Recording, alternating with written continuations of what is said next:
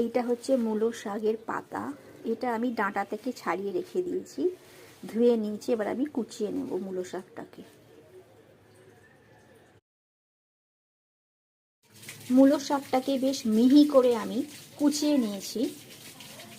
আর মূলো শাকের মানে সঙ্গে থাকবে আছে 6-7 কোয়া রসুন, এটাকে কুচো করে নেব।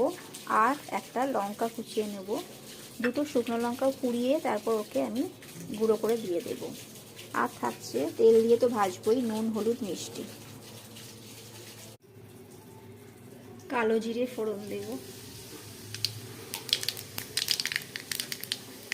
তারপর দেব রসুন কুচি, তারপর দেব কাঁচা লঙ্কা কুচি। এবার একটু নেড়ে চেড়ে শাকগুলো দিয়ে দেব। মূলো শাকটা এর মধ্যে দিয়ে নুন হলুদ দিয়ে দেব। মূলো শাকটা দিয়ে দিয়েছি, দিয়ে একটু নাড়াচাড়া করে নিয়েছি।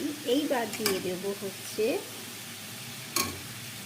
ছোট চামচের 1 চামচ লবণ, তারপর দেব হাফ চামচ হলুদ গুঁড়ো। আবার নেড়ে চেড়ে একটু চাপা দিয়ে রান্না করব। শাকটা ভাজা ভাজাও হবে, আবার সেদ্ধও হবে। আমি ওই চিলি ফ্লেক্স মানে শুকনো লঙ্কা ভেজে গুঁড়ো করে রেখেছিলাম, এই চিলি ফ্লেক্সটা আমি দিয়ে দিলাম। এরপর একটুখানি জল মিশিয়ে নেব সামান্য, মূলো শাকটা একটু সেদ্ধ হওয়ার জন্য।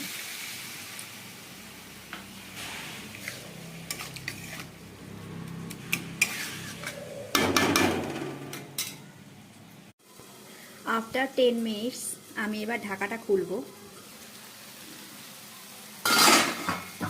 মাঝখানে আমি একটু নেড়ে দিয়েছিলাম, এখন জলটা শুকিয়ে ভাজা ভাজা হয়ে গেছে।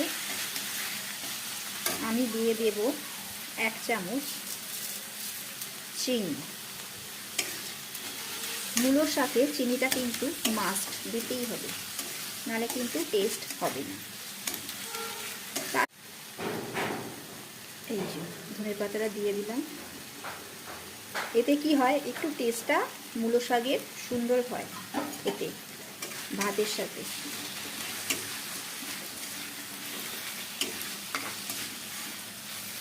আমার মূলো শাক রেডি পরিবেশনের জন্য গরম ভাতে।